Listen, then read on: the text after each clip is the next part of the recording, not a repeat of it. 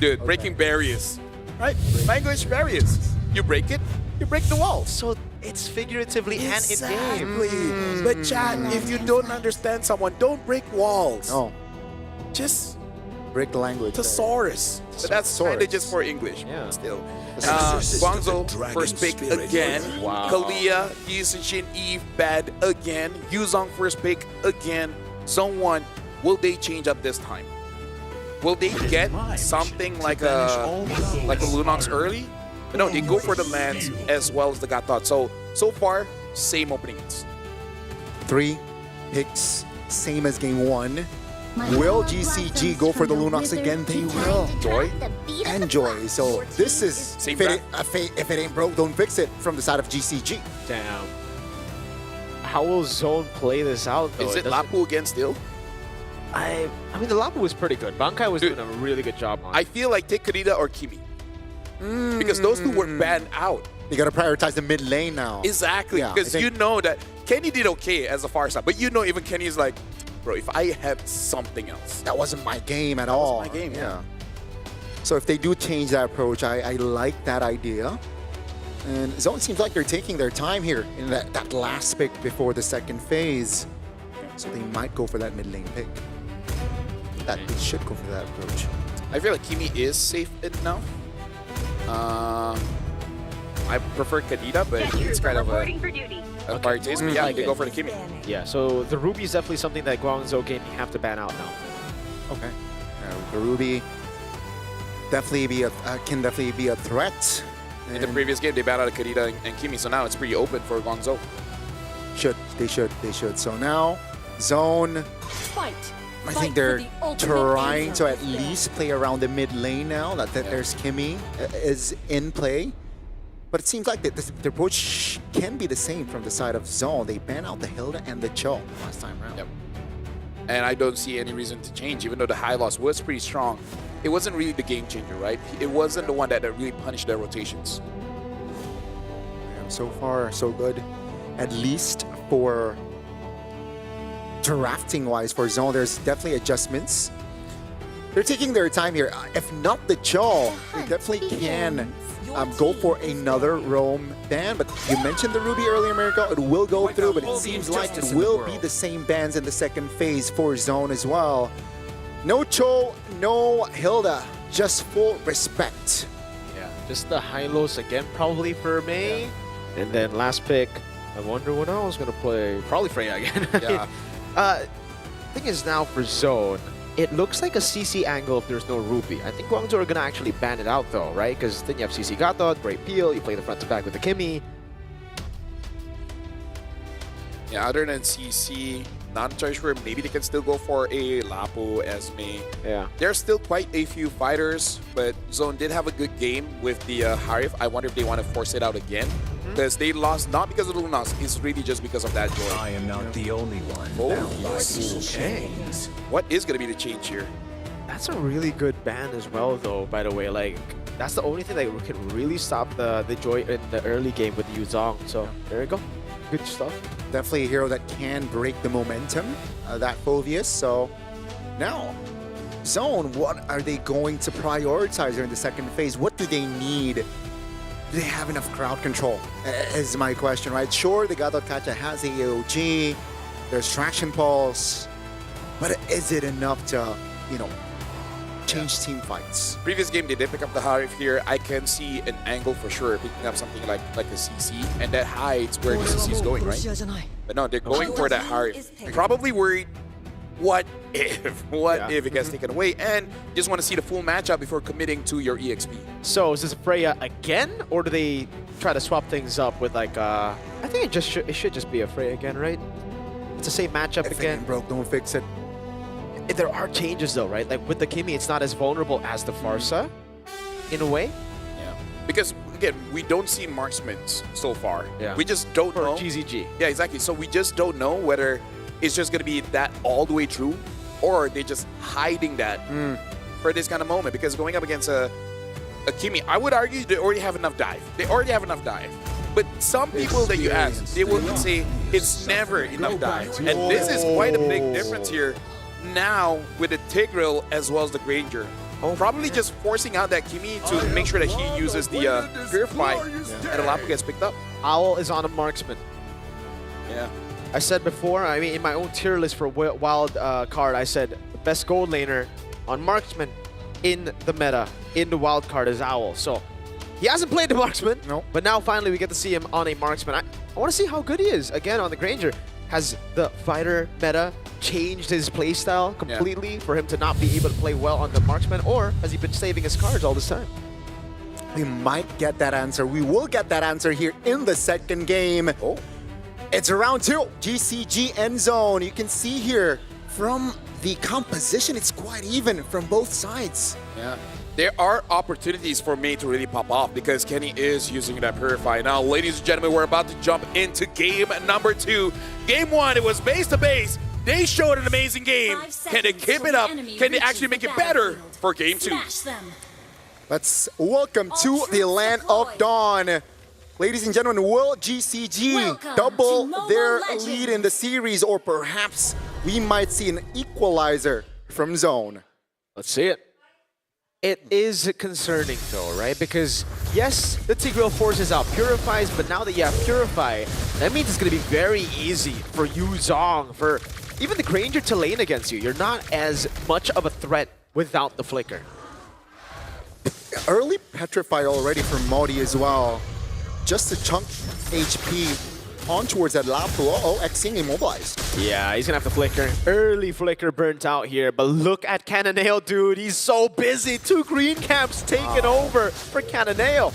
Yeah, I'm loving the pathing coming in from Cannonale on this Joy. Ever since game number 1, he really tries to make sure that he has a lead, and he's just out of there. So far, pretty clean, not punished at all. Dude, that is so clean. Yeah, good prep there from GCG, reading out the habits of Zone, and we're able to capitalize here at least for the first minute. And yeah, I think standard emblems here with the Kimi bringing that magic shop as well. But Gotcha, very tanky, concussive, tenacity, as well as vitality. So yeah, especially in the early game, it will take more time to take right down. Something to note as well, it is still an assassin emblem for the Granger. Oh, hold on. Good knock up. Modi trying to go in with the Petrify, but won't be able to find it now as that's what they try and beats. Trying to lock Kenny, has to flicker out. There you go. They paid out Revitalize and Flicker, and Zixora still not 4 yet. And that's huge for me, because now the tools to escape make it so that if Mei gets level 4, the next turtle fight might be huge. Yeah, that's going to be a game. Oh! Solo kill! Modi in the bottom lane. That is massive. Xing able to go with Brilliance. Good knock up from Mei. Cannonale singing the song, and that is definitely not the song you want to be hearing if you're bright. GCG starting early, strong here, taking the turtle, and seems like they want to invade again. Uh-oh. Cannonale still has the red tree, and Zixora does not. That is a massive lead at the start of the game. I gotta say, man, if I'm playing Lapu against a Yuzong, I do not like that. Yeah.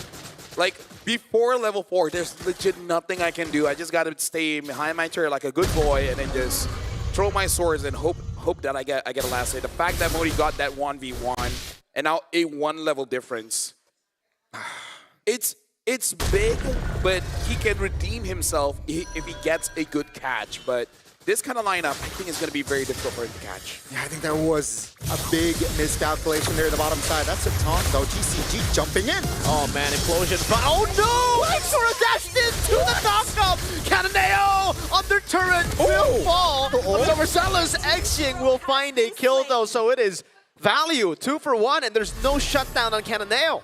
So Zixora just failed successfully. Yeah, I like that. Right? Failed successfully. Yeah, he jumped in, got an escape, and take Cannonale down with him. Well, not with him, but alongside him. Yeah. But it's still GCG here. 3 minutes in, 1,500 gold. So, again, still a lot of ground to cover if you're Zone. Yeah. And Zixora is still level 6, a level behind. So that's not good during neutral objective fights. I'm guessing Kenny and Zixora will be like, hey, how did you do that? And he's like, calculated. Read my name again. Read my name again. I got that aura. That was intentional, folks. But yeah, BDF just just to escape, right? So now it's gonna be in neutral. Oh! No. Not worth it. Yeah, May. Oh my. Instant flicker, singing the song again. Bankai Man. wanted to get the kill back. Was that tilt? Because that was so not worth. Even if he gets a kill, Yeah. it's not worth it. And again, just before the neutral objective fight again, right? So tough luck there, but Bankai, man, again with a big miscalculation. Someone's got to calm him down. Right? Losing that 1v1 might have activated a part of his brain that needs to be shut off for a while. That's true, man. You get tilted, you get overzealous a lot of times when you get solo killed, and then you go 0-5, and then you lose the game. Relatable. Oh man, Xing goes on to Bright. They really want to go on Bright? Yeah, I don't think this is like the best choice, and they don't. Okay, they just bait out Revitalize. That's value, dude. Yeah. So overall for Guangzhou, looking good. But we saw in game number 1, things can definitely turn around at about 7 to 8 minutes. So there's still hope. You know, Team Zone just got to kill 2-3 people and then they're good. They're really occupying the top lane, though. Oh no. Yeah, Implosion, Purify coming out as well, but now he doesn't have anything. Modi in the backline, able to find a Petrify on Kenny, the OT Cananeo. Looking for the angle, Electrify beats onto Zixora. That's Bankao getting the kill in the end. Xing on their turret, finding the double on K, and it is such a big win again for Guangzhou Gaming. K got the shutdown, though, so perhaps that might help bump his gold up, but it's still just GCG taking all they can here in the jungles of Zone, and that's a turret top as well. More ground for GCG to play around with, but take a look at Zixora. By the way, if you guys haven't bought the M7 Fast, look at Owl. Right? That's cool. Is that why All played Dude. Granger? Because Owl's gonna play Granger? We just talked about it. Oh, I completely forgot about it, dude. It's the ADHD, man. Caster Bless. Caster Bless. We called the draft during a sponsor segment. That's true.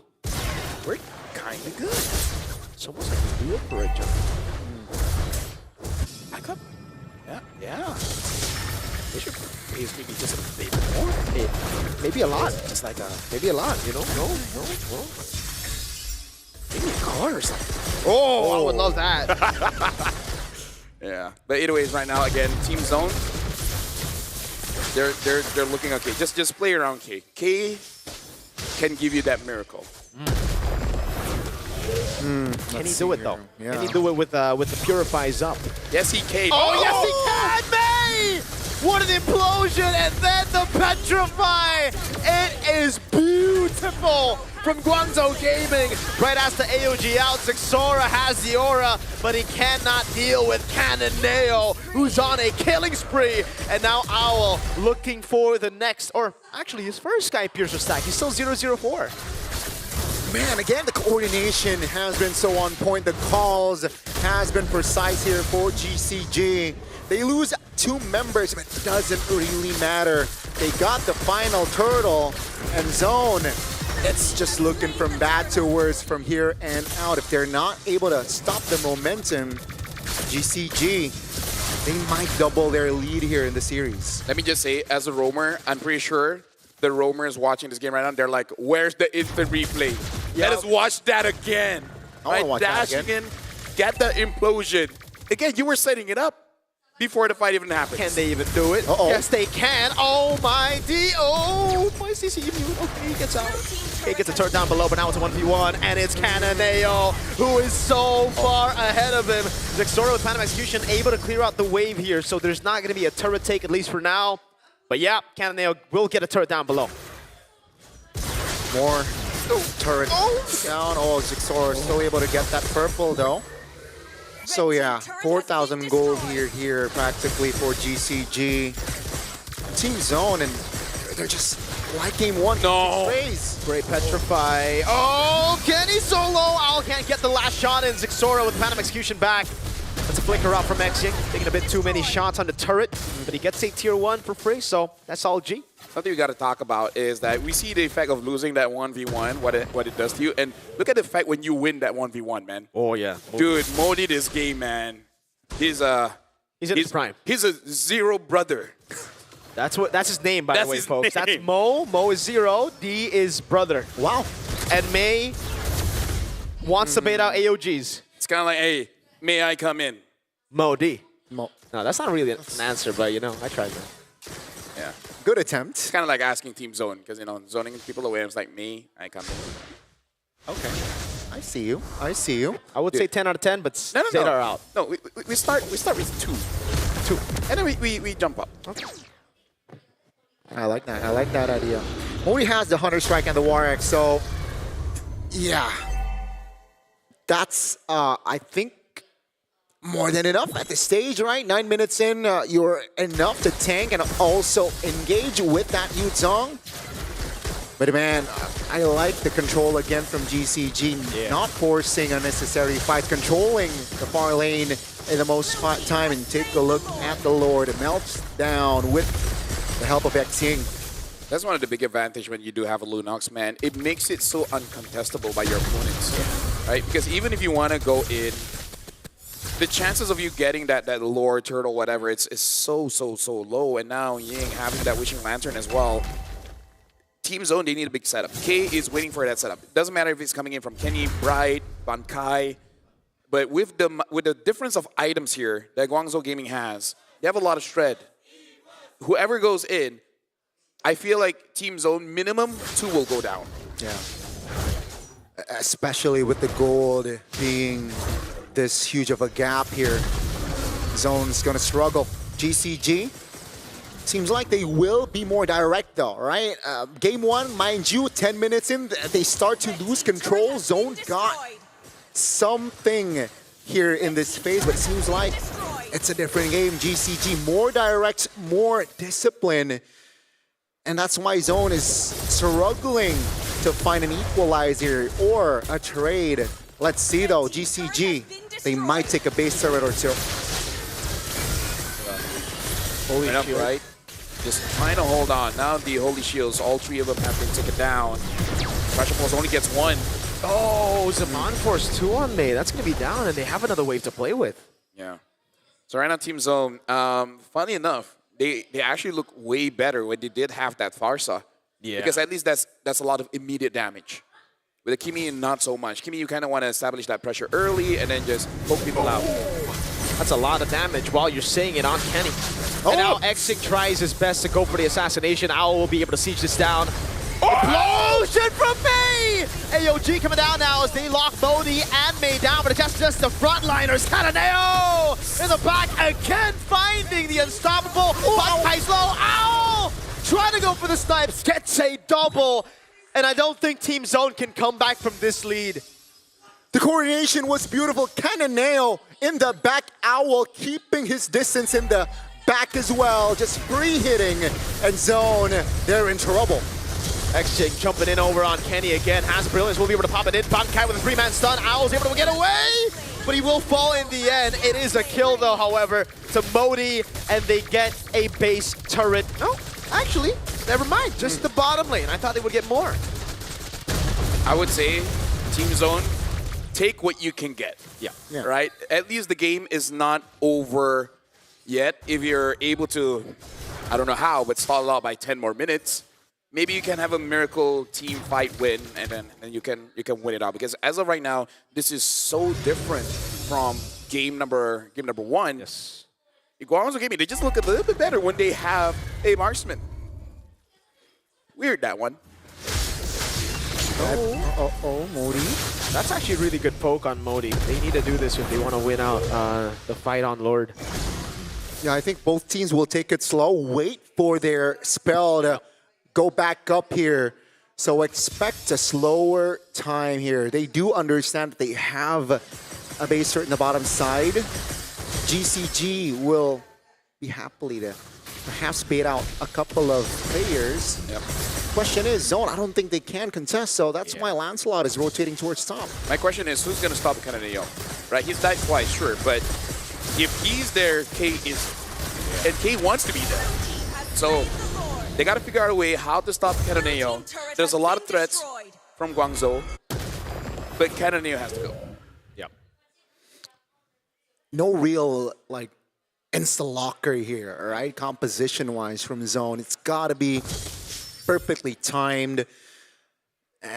It's almost like you have to wait for a bush and hope that Kataneo goes through it.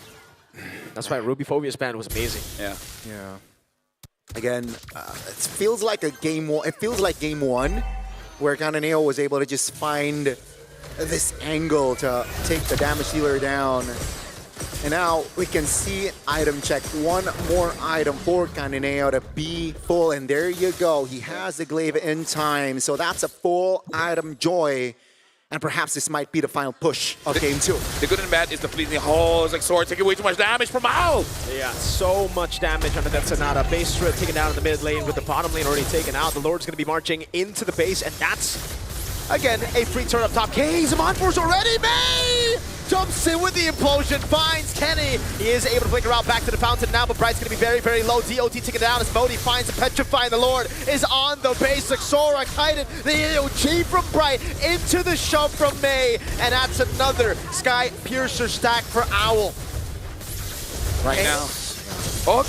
Oh no, he has him on force, but he's battling out. Against Xing, he finds a Synchro Vision. They're trying to end the game. May goes in for an implosion. No, Purify. Owl getting the kill. Kenny low. Owl with a double going on Bankai, who's trying his best to try to survive in this game. Guangzhou Gaming with match point. Match point. At that point, you see the value of the fleeting time on the Tigreal, making it so that when you're the one baits out that Purify, and when the Purify is down, you re-engage back in. Beautiful performance by Guangzhou, this time making it very clear who's on top. Beautiful performance yet again from Guangzhou Gaming, making it hard for Zone recover after that game one loss. And now they double their lead, one game away for GCG to advance to the main stage. And this is where questions are going to be asked over to the young team, the younger team, Zone. Do they have the mental fortitude to come back in a series like this? Because believe it or not, yes, Guangzhou Gaming have the match point, but this is what they had as well in the Chinese qualifiers, in the finals. Tianfeng Yao Guai were able to reverse sweep Guangzhou Gaming. So if we're going to talk about stories, man, we got to go back to our original story here. China has not survived the wildcards all throughout. This might be the time. This might be the first time they qualify to the Swiss stage, having two teams here. Like this is a big setup. Everyone was waiting for the China teams to pop off, and now, bro, they're so strong. So far, so good. All according to plan. If you are in the GCG side, but on the other side, Zone, what happened, right? Game one was much closer. If you really think about it, game two, all hell breaks loose. The way that I'm seeing this, either the Joy has to go or the Lancelot has to go. Because I gotta say, game number one, jitters, nervousness. But game number two, there was really not much. There were, glimpses, but glimpses isn't enough to get a win. Yeah, I think the Gata Kacha might need to go. Yeah. If they want to go Lancelot, maybe they could combo it together with Lancelot. Lunox in the start, deny that pick away because Xing, not only is he dealing so much damage, it's so easy to survive with the Brilliance. He just goes in, invulnerable, and it just stops that momentum from Zone a lot of times. And also, I like the idea of the drafts, but I think game two, the real start of disaster was Bankai, man. Yeah. Lapu was soloed before the first turtle. MVP though. Yeah, we gotta look at the MVP by Real Me here, and it's May on this Tigreal. And again, this is pretty brave as we're picking up that fleeting time, but hey, he made it work, because even if he dies, as long as he gets that set, as long as he gets that implosion, it's all good. Now, when we're looking at the items, sure, there are quite a few things that we can look for, but let's talk about what are the potential strategies that Zone might try, because let's recap on their ban. They ban out the Grog, the Sora, as well as the Jushin. I kind of feel like Sora as well as Jushin, perfectly fine, right? Okay for them to ban out. I wonder if they can use a Grog, maybe let the Grog go, because at this point, you're challenging Guangzhou to either first pick a Grog, or if they first pick a Yuzong, you take that Grog. I like that idea. I like that idea. I think it forces, it forces GCG to perhaps in this series at least. Oh, okay. I like this. We got the caster cam. Caster cam. Okay, that's interesting. But yeah, back to the highlights. Zone, they were all over the place game 2. I gotta say, there wasn't a real game plan after that third turtle to come back, and GCG just mull over them. Oh, and that set, man. Going in, get that implosion, that's huge. And even though May is the MVP, we gotta talk about Modi, man. This Yuzong is a problem. I'm okay with it getting banned, but yeah, you gotta take something else out, because Bankai needs to be a part of the game. And he cannot be a part of the game if he's going up against these Yuzong. Yeah. And I think this is something that we caught on very early as well. As early as match number 1 for Zone, when they were up against Zeta. Could be nerves. It looked to be nerves as they, again, after losing, or after performing like that, they recovered really well. But Bankai was losing in the matchup against Junichi all the way from match number 1. And that's something that can be exploited, especially when you're seeing someone as skilled as Modi on a pick like this. So, bully laner plus Modi, bro. And the problem with Yuzong is that there's not many counters. At most, it's just a Dead lane. dead lane, yeah, exactly. You can't really win against the Yuzong unless the Yuzong Furious dives inside of the turret and stays there. Which, funny enough, has happened quite a few times in rank. But here, not really. I don't think so. Yeah. At least, but yeah, Yuzong, it's a tough, lane to go up against. So it's tricky for Bankai, but 2 early deaths from Bankai is not going to be a good sign for Zone. Let's take a look at the items here real quick. Yeah, Glaive, and then you mentioned May fleeting time. I really like that idea as well. 15 assists on this TIG, and a lot of setups were because of May. Yeah, the first item was that, building top sweep first, having the other items, and actually the dominance was the third item. Yeah, he delayed it. He built up the Radiant first, making sure that Kenny will not be able to influence his position, and then afterwards just have all these amazing plays. Something's got to change, and the one that's got to make that change is probably Zone 1, because Game 2 was so far off from Game 1, and they just changed one pick. And we did say that one pick in Game number 1, that was desperation, and yet it looked better.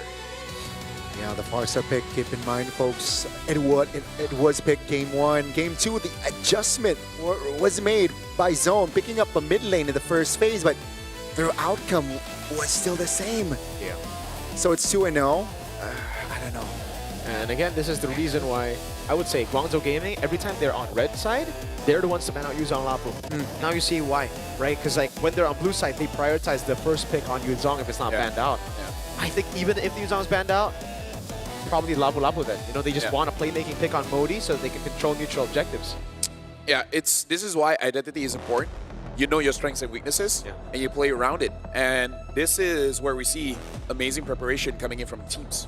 Yeah, definitely. Even the pathing, right? If you want to talk about prep, we got to shout out Cananeo on the early pathing as well, able to abuse the green cams, and that needs to change here for Zone if they want to keep things alive here, this series-wise for Zone. The habits gotta stop.